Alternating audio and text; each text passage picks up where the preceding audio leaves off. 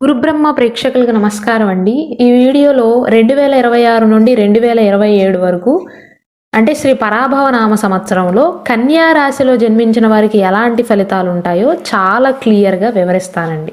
శ్రీ కనక మహాలక్ష్మి జ్యోతిష్యాలయం. మీరు ఇప్పుడు వరకు ఎక్కడెక్కడో జ్యోతిష్యం చేపించుకుని నిరాశ చెంది ఉన్నారా? అయితే ఒక్కసారి గురువు గారికి ఫోన్ కాల్ చేసి చూడండి. ప్రేమ, పెళ్లి, ఉద్యోగం, రాజకీయం, విదేశీ ప్రయాణం, ధనం నిలకడగా లేకపోవటం, భార్యాభర్తల మధ్య గొడవలు, ఆస్తి తగాదాలు, అప్పుల బాధలు, స్త్రీ పురుషుల ఎలాంటి గుప్త సమస్యలకైనా ఎటువంటి సమస్యలకైనా ఒక్క రోజులోనే పరిష్కారం చూపుతారు. వీరి ఫోన్ నంబర్ 9573058625. కన్యా రాశిలో జన్మించినటువంటి ఆడవారికి ఈ సంవత్సరంలో ఆదాయం 8, వ్యయం 11, రాజపూజ్యం 3, అవమానం కూడా 3. ఈ వీడియో కేవలం ఆడవారికి మాత్రమే. వీరికి ముఖ్యమైనటువంటి గ్రహస్థితి చూసుకున్నట్లయితే శని 7వ స్థానంలో ఉంటాడండి.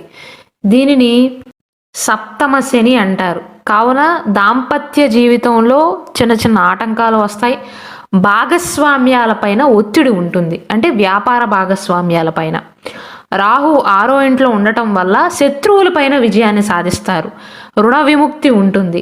ఆరోగ్యంలో మెరుగుదల ఉంటుంది. 6వ స్థానం అనేది రోగస్థానం కాబట్టి చెడు గ్రహాలు 6వ స్థానంలో ఉంటే మంచి చేస్తాయి. కాబట్టి శత్రువులపైన విజయం, రుణ విముక్తి, ఆరోగ్యం విషయంలో అనుకూలతలు ఉంటాయి. కేతువేమో వ్యయ స్థానంలో ఉన్నాడు, 12వ ఇంట్లో ఉన్నాడు.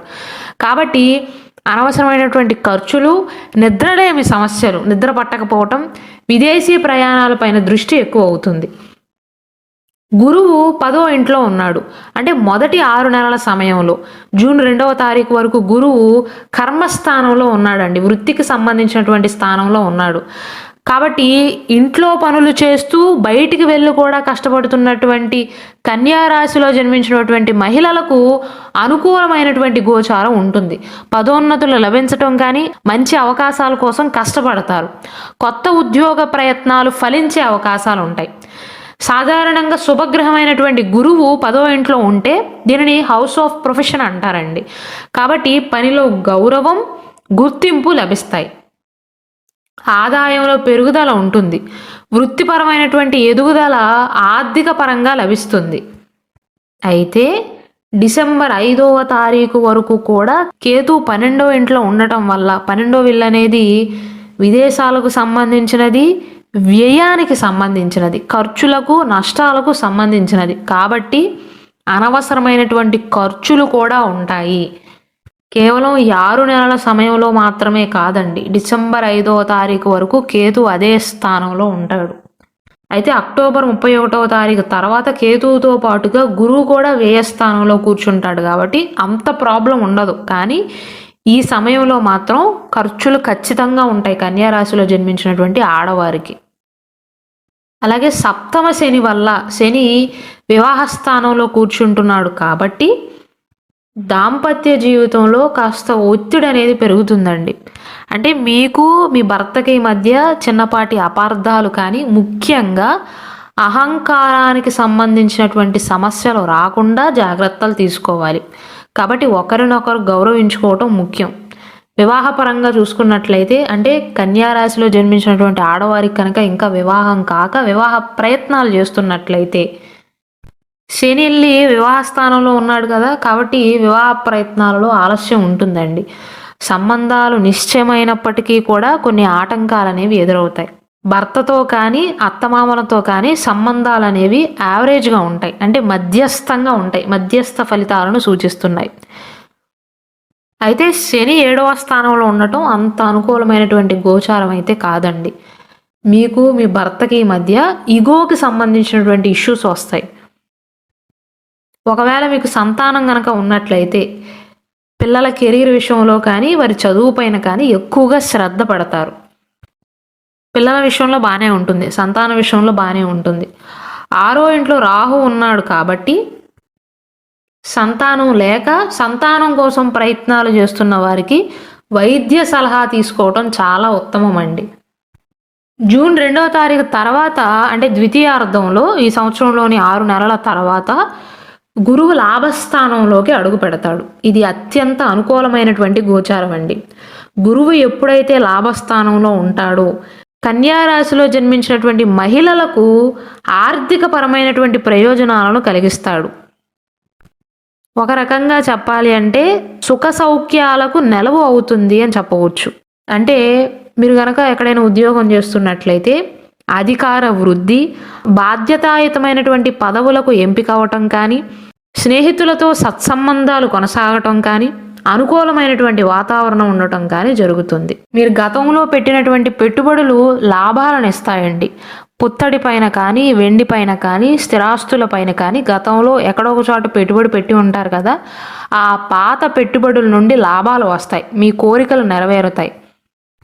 ఉద్యోగం చేసేటువంటి మహిళలకు ఉన్నతాధికారుల నుండి మద్దతు లభించటం కానీ, సహ ఉద్యోగుల నుండి పూర్తి సహాయ సహకారాలు లభించటం కానీ, వృత్తిలో స్థిరత్వం ఉండటం కానీ జరుగుతుంది. కుటుంబంలో శుభ కార్యక్రమాలు జరిగే సూచనలు ఉన్నాయి. సామాజిక సర్కిల్లో గౌరవం అనేది పెరుగుతుందండి. అంటే మీ బంధువర్గీయుల మధ్య. 6వ ఇంట్లో రాహు ఉన్నాడు కాబట్టి అనారోగ్యాల నుండి, శత్రువుల నుండి విముక్తి అనేది లభిస్తుంది.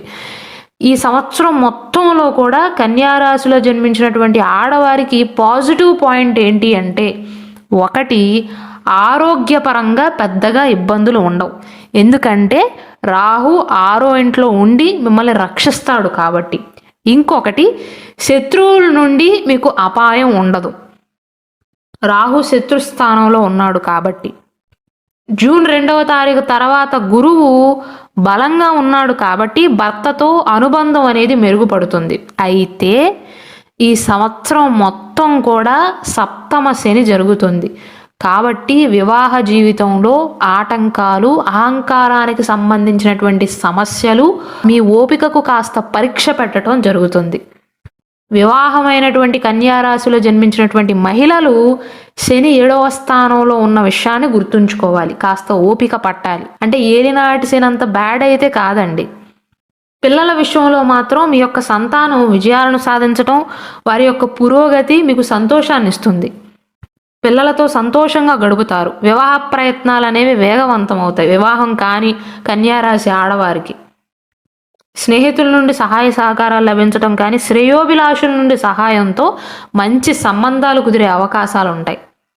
అయితే ఈ సంవత్సరంలోని చివరి భాగంలో, తృతీయ భాగంలో అంటే అక్టోబర్ 31వ తారీఖు తర్వాత మాత్రం గురువు వ్యయస్థానంలోకి అడుగు పెట్టడం మీకు అనుకూలం కాదండి. ఎక్కువగా ఖర్చులు అవుతాయి. కన్యారాశిలో జన్మించినటువంటి ఆడవారికి సంవత్సరంలో అననుకూల సమయం ఏది అంటే మీకు అనుకూలించిన సమయం, బ్యాడ్ టైం ఏది అంటే అక్టోబర్ 31వ తారీఖు తర్వాత. మెయిన్గా ఏ విషయంలో అంటే ఆర్థికపరమైనటువంటి విషయాలలో. కన్యారాశిలో జన్మించినటువంటి అమ్మాయిలు చదువుకుంటూ విదేశీ ప్రయాణాలు చేయాలి అనుకున్నట్లయితే, లేదా విదేశాల్లో చదువుకోవాలి అనుకున్న, ఉద్యోగ నిమిత్తం కానీ, వ్యాపార నిమిత్తం కానీ ఫారిన్ వెళ్ళే ప్రయత్నాలు చేస్తున్న వారికి అక్టోబర్ 31వ తారీఖు తర్వాత మాత్రం విదేశీ ప్రయాణాలకు సంబంధించి అత్యధిక ఖర్చులు అయ్యే అవకాశాలు ఉంటాయి. ఇంట్లో దైవ కార్యక్రమాలు నిర్వహించడం, దానికి ఖర్చు అవటం కానీ, కుటుంబ సభ్యులకి ఎవరికైనా అనారోగ్య సమస్యలు రావటం, ఆసుపత్రులకు సంబంధించినటువంటి ఖర్చులు అవటం జరగవచ్చు. ఉద్యోగపరంగా మాత్రం సాధారణంగా ఉంటుందండి. అయితే కొంతమందికి, ముఖ్యంగా సాఫ్ట్వేర్ రంగంలో, ఇటువంటి రంగాల్లో పనిచేస్తున్న వారికి, టెక్నికల్ రంగాల్లో పనిచేస్తున్న వారికి విదేశీ ప్రయాణాలు కానీ, విదేశీ సంస్థల్లో పనిచేసే అవకాశాలు లభించవచ్చు. కాబట్టి వ్యయస్థానంలో గురువు ఉండటం, కేతు వ్యయస్థానంలో ఉండటం వల్ల ఖర్చులు చాలా ఉండబోతున్నాయి. కాబట్టి అక్టోబర్ 31వ తారీఖు తర్వాత మానసిక ప్రశాంతత కోసం దైవారాధన చేయటం, ధ్యానం పైన దృష్టి పెట్టండి. అలాగే నిద్రలేమి సమస్యలు ఉండే అవకాశాలు ఉన్నాయి. అంటే రాత్రులు నిద్ర పట్టకపోవటం, నిద్రలో మేలుకువ రావటం, అనవసరమైనటువంటి భయాలు కలగకుండా జాగ్రత్తలు తీసుకోవాలి. కన్యారాశిలో జన్మించినటువంటి ఆడవారి యొక్క అత్తమామల వైపు నుండి ఆరోగ్య సమస్యల ద్వారా ఖర్చులు ఉండవచ్చు. మీ భర్తతో మీకుండేటువంటి అనుబంధం అనేది స్థిరంగా ఉంటుందండి. ఇద్దరూ కలిసి ఆధ్యాత్మిక కార్యక్రమాలలో పాల్గొనే అవకాశాలు ఉంటాయి. పిల్లల యొక్క ఉన్నత విద్య కోసం కానీ, విదేశాలకు పంపించడం కోసం కానీ ఖర్చులు చేస్తారు. అయితే కన్యారాశిలో జన్మించినటువంటి ఆడవారు మీ పేరు మీద ఎక్కడైనా పెట్టుబడులు పెట్టే ఉద్దేశం ఉన్నట్లయితే కొత్త పెట్టుబడులు మాత్రం ఈ సమయంలో అక్టోబర్ 31వ తారీఖు తర్వాత మాత్రం పెట్టకపోవటం మంచిది. అలాగే ముఖ్యమైనటువంటి పత్రాలపైన కూడా సంతకాలు చేయకపోవటం మంచిదండి. ఎక్కడైనా మీరు ఎక్కువ మొత్తంలో పెట్టుబడులు పెట్టాల్సి వస్తే ఆ ప్రయత్నాలను ముందే చేసుకోవటం, అంటే అక్టోబర్ 31వ తారీఖు ముందే చేసుకోవటం లేదా వాయిదా వేయటం మంచిది. ఇక సూచనల విషయానికి వస్తే ఈ సంవత్సరంలో ఒక నెగిటివ్ పాయింట్ ఏంటంటే మీకు కంటక శని అండి. అంటే శని 7వ స్థానంలో ఉండటం వల్ల వైవాహిక జీవితంలో ఓర్పు సహనం చాలా అవసరమని గుర్తుంచుకోవాలి. భర్తతో వాదనలకు దిగకుండా ప్రశాంతంగా ఉండటం మంచిదండి. రాహువు శత్రువులపైన విజయాన్ని సాధించేంత ధైర్యాన్ని ఇస్తాడు. మీకు ఉద్యోగపరంగా కానీ వ్యాపార పరంగా కానీ ఎటువంటి సమస్యలు ఎదురైనా కన్యా రాశిలో జన్మించినటువంటి ఆడవారు ఈ సంవత్సరంలో సమర్థవంతంగా పరిష్కరించుకోగలుగుతారు. రాహు అంత ధైర్యాన్ని ఇస్తాడు.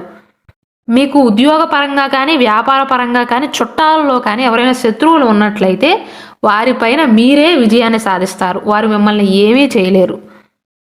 కాబట్టి వారి గురించి ఆలోచించటం టైం వేస్ట్గా పరిగణించండి.